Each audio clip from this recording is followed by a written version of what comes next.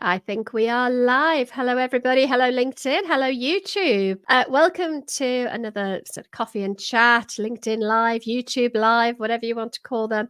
Today, I'm joined by the very lovely Amelie Prot, and we're going to be talking all about menopause and the impact that it can have, particularly on menopausal female leaders. Amelie's been working with me in my Working with Corporates program because she wanted to take her message out into the corporate world, and it is an incredibly important message. So just to give you a little bit of a feel for who Amelie is the owner and founder of Amelie Wellness, a menopause specialist. She's a consultant, she's a trainer, and she's also a certified health and nutrition coach.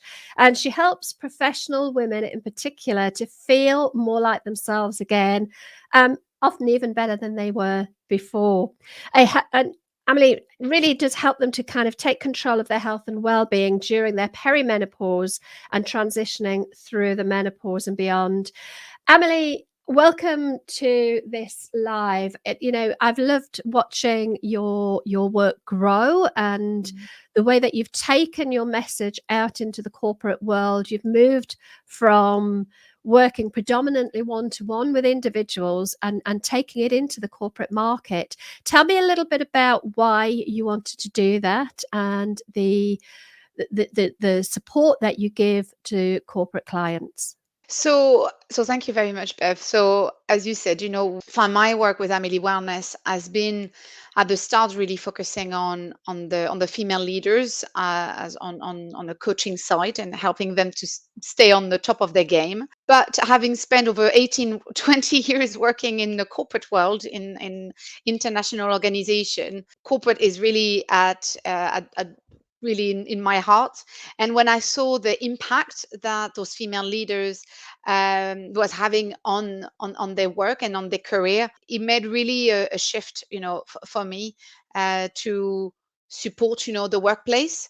And using, my experience, navigating and working as a L&D professional in the workplace, supporting us to create that inclusive and supportive work environment, so we can ensure that those female leaders and the people around them, navigate, the best they can, this stage of life. How did you transition? Because you're not, I don't believe you're quite at the menopause stage yet.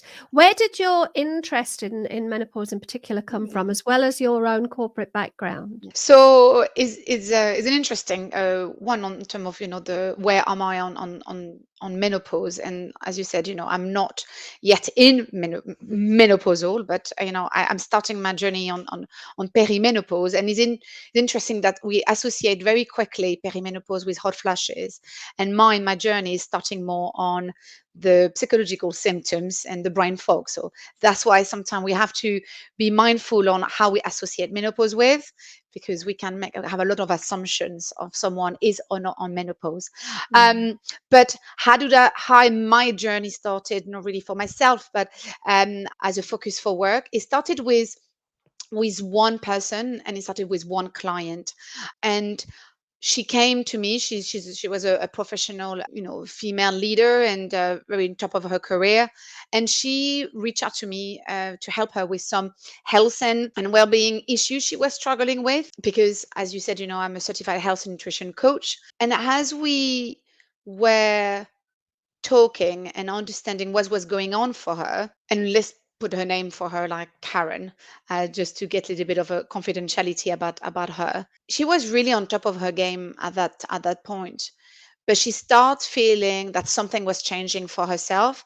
Her concentration, her confidence, feeling absolutely exhausted, and she started showing up differently at work, like coming to a meeting and not even remembering what was going on, or losing, the thoughts that, during a conversation, during a meeting. And as she was really senior in her position, she started really losing, that confidence and the belief that, am I going to be able, to turn up at work in the best possible way. So as we were trying to understand where were they coming from, those those symptoms, it became very evident and very clear, Bev, that she was going through perimenopause.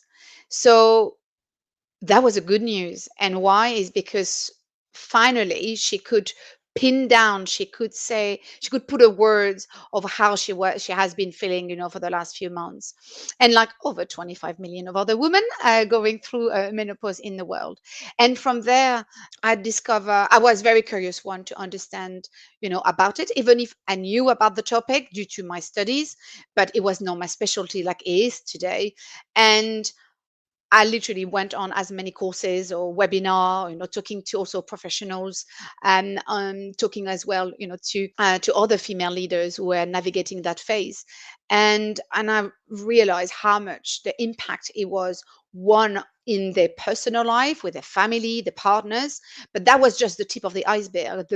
The other tip of the iceberg, it was impact on their work. And this is what my client Karen was experiencing, and that was really a turning point for me. As I mentioned, I spent over 18 years working in the corporate world, and I felt for them, and I thought, I want, to support them, because I want to make sure that they're not leaving, the job they work so hard, for it, because of that transition of their life. And so this is where the reason I started, working gradually, with corporate, and from an educational point of view, delivering training on menopause awareness, but also really specific training, for managers, as I'm a strong passion about leadership, and especially on women in leadership training, and then really more specialized training for men's only, and then also, for female navigating, that phase, but and using also the coaching. So it's kind of a, I would say, an holistic approach, the way I work, that is not just about training and coaching, but we're looking at also really a real transformation, because I think some organizations sometimes we can think about a ticking box exercise. Here we go, we do a menopause awareness training or a Mm. policy, but there is so much more on how we can transform the workplace and the culture around menopause. Brilliant.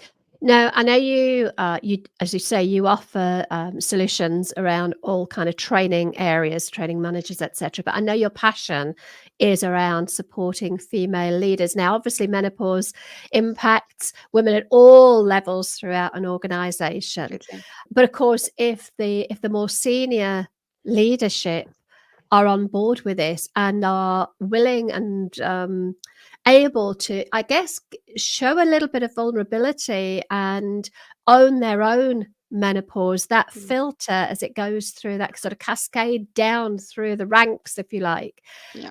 it kind of enables everybody within the organization to feel more comfortable Mm, talking about what they're experiencing. So just give me a feel for why you think it's so important that female leaders understand menopause and potentially model, what yeah. they're going through for others. Mm.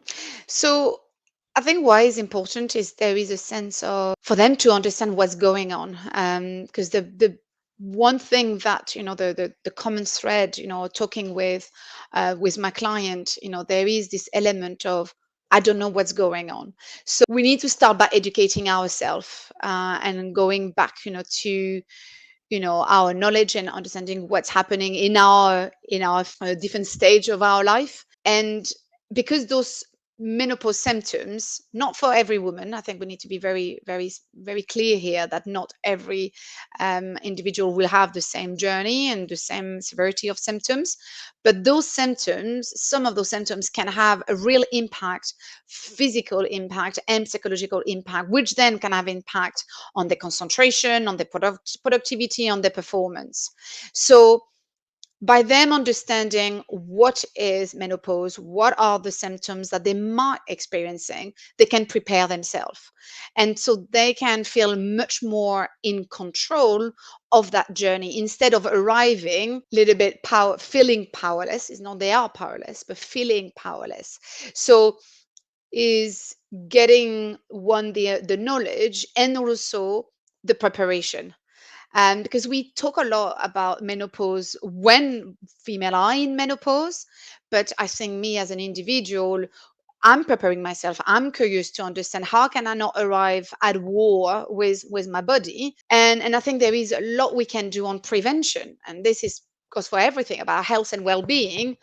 It's important that instead of arriving there or where we are struggling, what can we do today to make sure that we are navigating potentially those symptoms? And they might not arrive, by the way. We don't want, to paint a very negative and terrible picture, because it might not be the case. But if we are putting in place things from our health and well-being, that will enable us, to navigate that better. And also, I think it helps, like you were saying, about role modeling.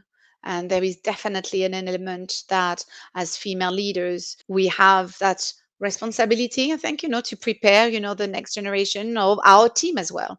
So the more we can be aware of what's going on for us, and be able, to be, say, vulnerable and being uncomfortable, with being comfortable, sorry, with uncomfortable journey, I think that will make a big difference. So yes, I think that's, for me, it's why, a female leader should know about those symptoms and what's happening.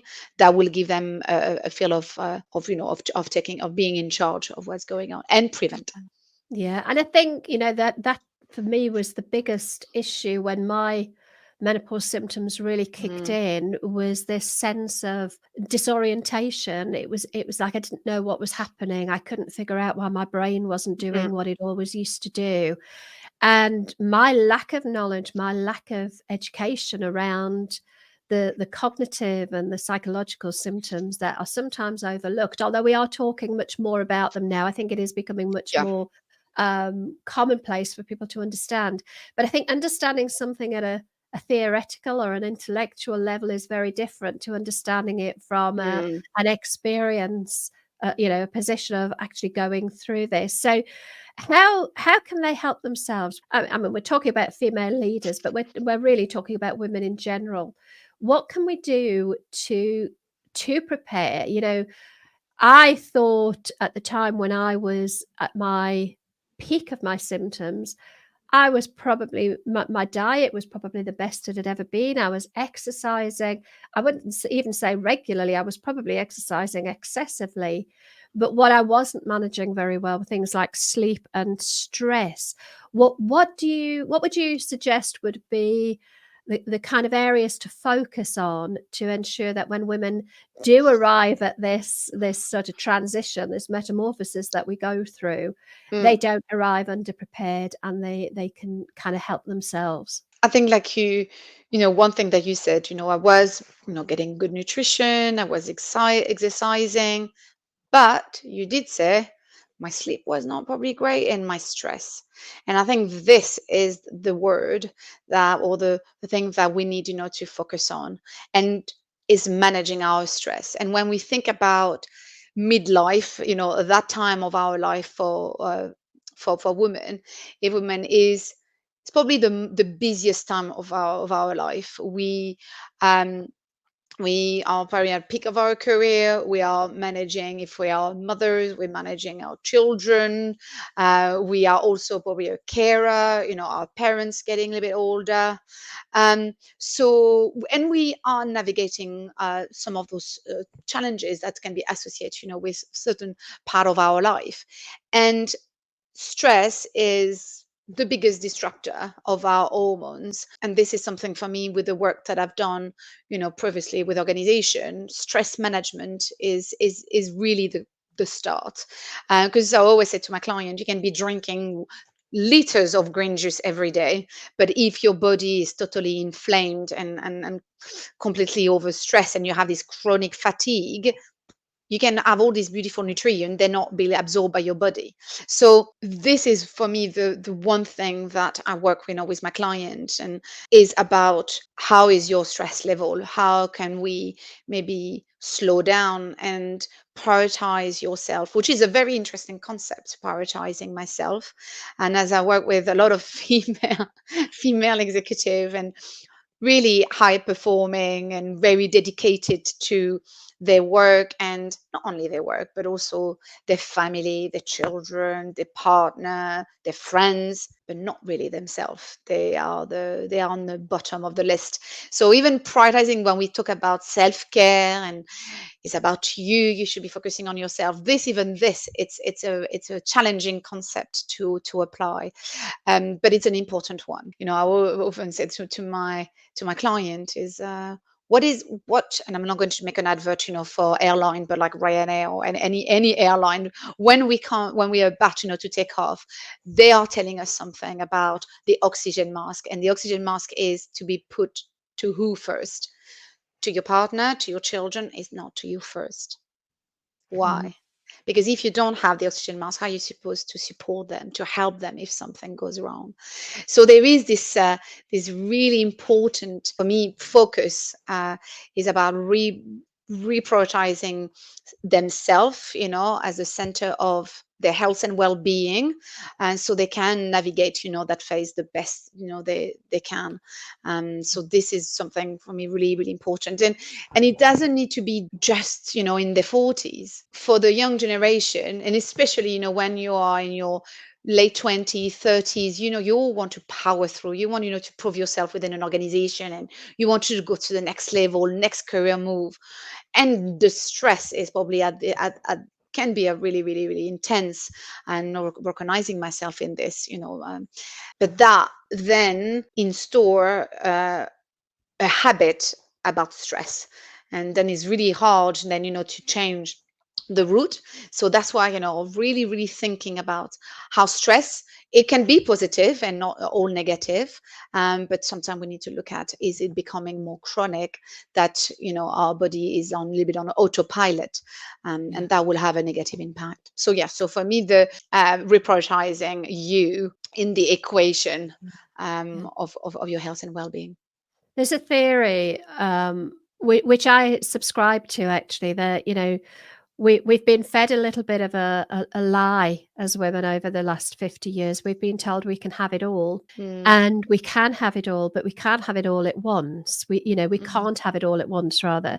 And I think that the other lie that's gone along with this is that we somehow, in order to have it all, we have to come at life from a very masculine perspective. That now, I'm not mm. talking men and women. I'm not talking male and female here. I'm talking masculine and Thank feminine you. in Mhm, terms of the way that we approach work, the way that we approach life. And the theory goes along the lines that, if we're trying to do our career from that masculine energy, mm, then the rest of our life, we haven't got rid of that. We're still bringing all the feminine into life. So we are, exactly as you said earlier, we're taking on everything. We're taking on the children, we're taking on the caring mm, responsibilities, we're taking on the home, we're taking on the housekeeping, but we're also taking on the career, which of course we can do, but we can't do it from that masculine energy. We've almost got to rethink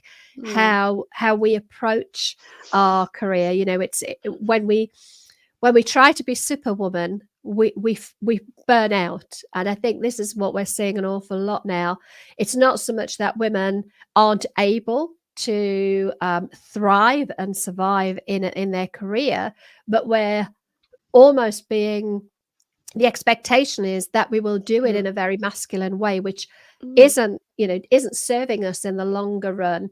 And the theory is as well that, when we're working from that very masculine energy, that sort of superwoman, got to get it done, got to get it done, got to keep going, got to keep going, can't make a mistake, can't, got to be perfect, got to have the perfect figure, perfect face, perfect life.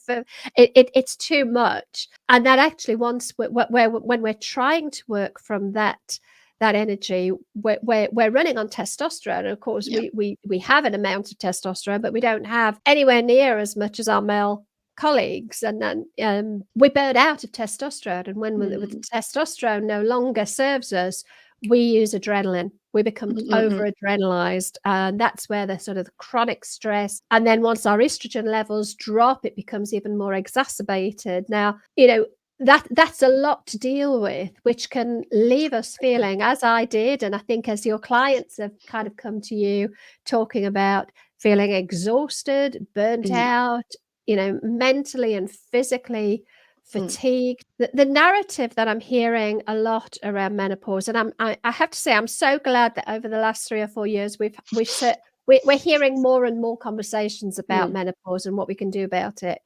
But I still feel a little bit like the narrative is holding us back to some extent. It's still talking about loss. We're still talking about loss of careers, loss of relationships, loss of life, loss of cognition.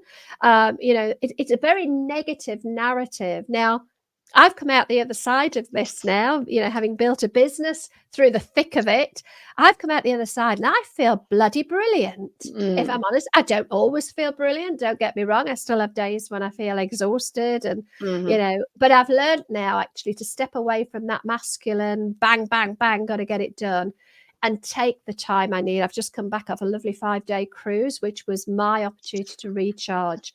How do we change the narrative from this sense of loss, this sense of I'm no longer mm, capable, I'm no longer fertile, therefore I'm no longer feminine, I'm no longer whatever? How do we change that? You talked about empowering people earlier. What mm, do we need to be talking about to mm, give, I guess, to rebrand menopause from mm. this loss to something wonderful that we're gaining? Mm, mm. I think is interesting what you just said, Bev, about the sometimes the branding that we associate, the branding associated with menopause, that is a loss, is a grief. It feels really like a roller coaster and negative. And he is, to a certain extent, for a lot of individuals, and it's the journey of that perimenopause up to where we reach, menopause. And then when we pass that, when we are on postmenopause, like you're describing, it's a different phase. But even if that first phase can be feel like a roller coaster, we have an opportunity to rethink the narrative on how we can approach that roller coaster and not wait for the postmenopausal to think differently about menopause. Because with some of the clients that I have, one of my clients spent 14 years in perimenopause. That's pretty long. Mm, And I think what is important is, we and in the work I do, we're not trying to say that it's going to be a fun ride, and no, because is it have that element of, like you said, loss. But as those female leaders who have, and I think for all female, we have managed to navigate life and the challenges of life up to that stage with a lot of strength, a lot of resilience, and sometimes we're not recognizing how strong and powerful we are. And I think for me, the what is important is rethink rethink menopause from a different perspective, and acknowledge that, yes, am I having a hard time? But how can I live this in my own terms? So there is a lot of about feeling empowered and in control than feeling, without any power, feeling powerless. So rewriting the narrative is very personal. And I think this is for me the work that I do, in the workplace as well, when we look at those program with those female executive. What is the person you want, to be today, not postmenopausal, because you might have a couple of years to wait. So how can I have that experience right now, in professionally and personally? Who is the person that I want, to be? And how can I see that all the strengths, all the learning that I have accumulated through my personal life and through my work life, the resilience, my mindset. I took a lot with female leadership about growth mindset, this identity. This is exactly one of a perfect example. Menopause is challenging our growth mindset, challenging our ability to see that not just as a challenge and I failing in our femininity or in our work or in a personal life, but see that differently. What can I learn from it? How can I use my menopause journey as a power force to the woman that I want to be today and tomorrow? So it's a lot about reframing, mm, and how can we create those positive intention for this journey? Because what I've seen with my client is they having a completely rebirth, is a bit the phoenix, uh, but because they feel even greater, where they were in their 30s, because they have that knowledge, they have this understanding of who they are, and now they know what they don't want, which is a big one. This opportunity to reprioritizing things, refocus on what matters to them, and that giving them, much more positive perspective on what do they need to adapt, what do they need, to share with the organization, what do they need to communicate, with, their team, and how they can navigate that as a, not as an individual only, but more like that. How do they build that support function within the workplace, but also within their personal life? Mm. So yeah, so it's a real work of reframing that journey that is unique, to you, and developing an action plan. So for me, I'm very much on what is the roadmap for you, what it looks like. We're not looking at a 20 years roadmap because this isn't realistic, but what is maybe those next 6 months is going to look like, the next year, and what we need, to put in place for for them, to navigate that phase. And then there's a lot of things on what do they do, on terms of their health and well-being, like I mentioned, the stress. Are they tracking, they, I go in details, but knowing better the body, because I always said my client, we know better than anyone our body, but we sometimes forget to listen to it, Mm. and what is telling us, what is the signals when we had a tough day at work, a lot of meeting back to back. I call them marathon meetings, when there is probably not a space to have to go to the bathroom, for a wee or having a glass of water. And we keep pushing. We might go to the gym, go for a run. It might not be the useful thing, or go to meet with friends because we said we will do it. So there is a lot of that prioritizing, maybe, thinking, am I not going to do that? I might do maybe just having a bath. Yeah. Yeah, I think you're right. I think there's a time it's almost a time to become a little bit more selfish. Our That's earlier a adult word. years are very much about giving. Estrogen helps us to be that kind of giving, empathetic, understanding, nurturing. It's the nurturing hormone, and as we're losing that, I think sometimes we struggle with the identity change that actually, it's our time now. We can leave that nurturing to an extent. I'm not suggesting we Mm, turn into complete bitches. I don't mean that. But but we've got this opportunity to kind of hand that mantle on to the younger women who it's their time for, and actually take our time now to become a little bit more self-focused. We should be selfish, to an extent, certainly self-focused, so that we can, we've got this incredible amount of knowledge, wisdom, skill, intuition, everything that we've built up over a lifetime that we can now take into our next chapter. And yeah, we let's not underestimate the roller coaster that we are going through, because for many of us, not all of us, as you say, but for no, many of us, exactly. it is a bit of a roller coaster. Mm-mm-mm. But a big part of navigating that roller coaster is our own beliefs, Mm, our own expectations on ourselves, and our mm. own boundaries. I think we definitely Yeah, have to get better at putting our own boundaries in yeah, place. yeah. Can you tell me a little bit more? I know you're running a free webinar this Hmm. Friday. Yes. Tell me a little bit more about who it's for, what you cover, and why people out there who may listen to this should join you. So I think first is to start with the reason why am I doing this webinar. And the webinar is to support organization supporting those individual navigating menopause. So if we want to, have that positive impact in the workplace, we need, to empower the people who are supporting them in the first place. So this webinar is for HR leaders, DI leaders, and also well-being leaders, who are trying, to understand what do they need, to do to support menopause in their workplace. And sometimes it starts so by understanding what it is. And I know there is a lot of information, but you will believe that sometimes we're not sure exactly, yes, what is menopause, but also the different type of menopause. And I think because we have this very quickly, we can make an assumption that is a natural menopause. So there is a lot of other type of menopause that individual can be arriving to.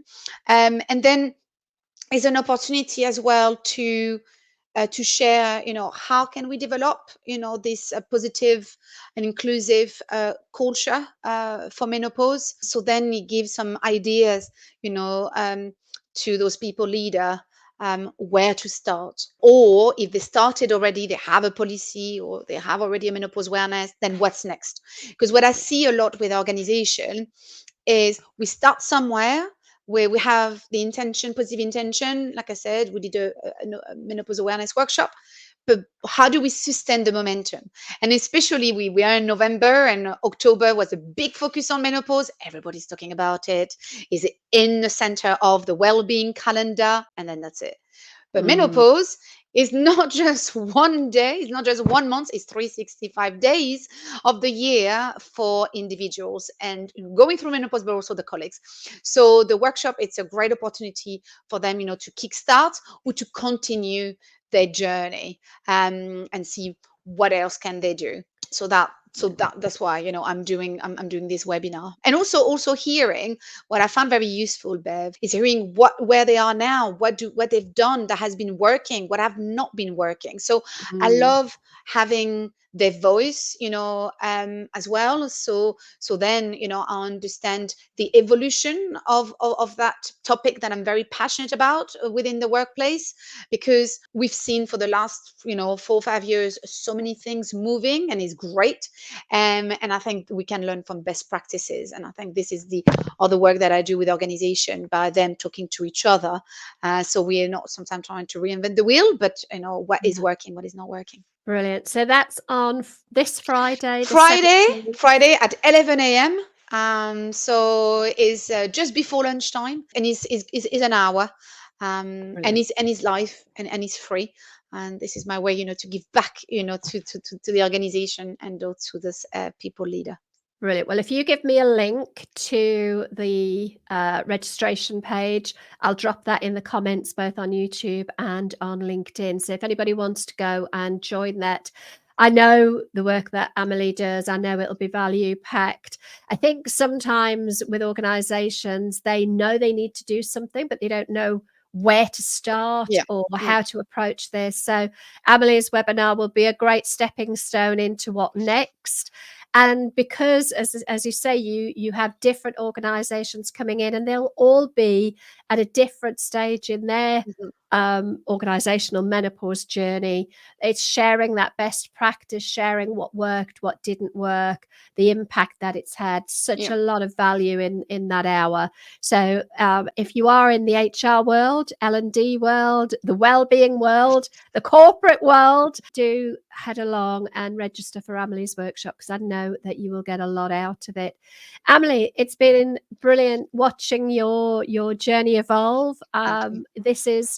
This is a space that really does still need to have Mm, people coming into it and raising the profile of menopause in the workplace. I think we have to understand that menopause, as much as we would love to contain the impact of menopause to the home and become a completely different person when we come into work, it doesn't work like that. We mm-mm, cannot mm-mm. compartmentalize our lives. Menopause impacts not just the person experiencing it, but partners, Yeah. family, friends, and work colleagues as well. And when Mhm. we consider that more than 80% of those experiencing menopause are in work, it makes absolute sense for organizations to really understand how they can support and keep their menopausal workforce performing at their best. And I know you do amazing work to help that happen. Amelie, thank you so much for Oh, joining thank you me. so I hope much. If you're watching this on replay, if you've got comments, drop them in the comments section, and we will, I'll try that again. Blah, blah, blah. We will respond. If you've got questions for either Amelie or for me, Mm-mm. do please drop them in there as well.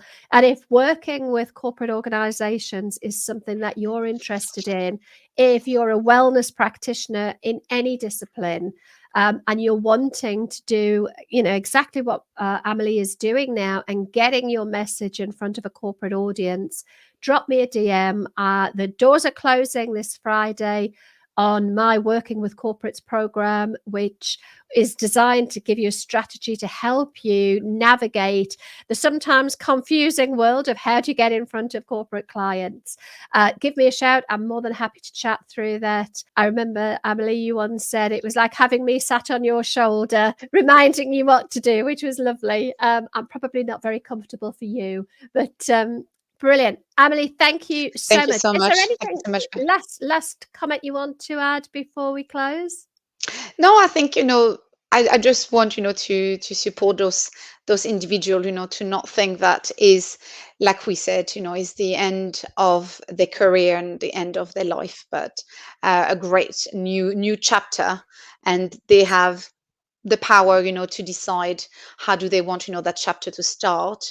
That's why I'm very passionate about this. So Yeah, if you have any question, feel free. Don't stay feeling alone and powerless, because there is solutions and there is options. absolutely. Thank you so Brilliant. much, Bev. It's Amelie, been a pleasure. thank you. Take care, Take care. everyone. Thank you Thanks so for much. Bye. listening. Bye bye.